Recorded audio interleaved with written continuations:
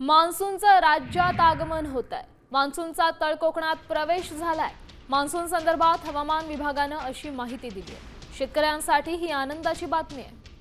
या संदर्भातली अधिक माहिती देत आहेत आपले प्रतिनिधी विशाल समने। विशाल, तर ज्याची प्रतीक्षा होती तो मान्सून जो आहे तो आता राज्यामध्ये दाखल झालेला आहे आणि आपण पाहतोय की आज 6 तारीख आहे आणि काल मान्सून जो आहे तो गोव्यामध्ये दाखल झाला होता आणि आज तळ कोकणामध्ये मान्सून जे आहे तो दाखल झालेला आहे। शेतकऱ्यांसाठी आनंदाची बातमी आहे।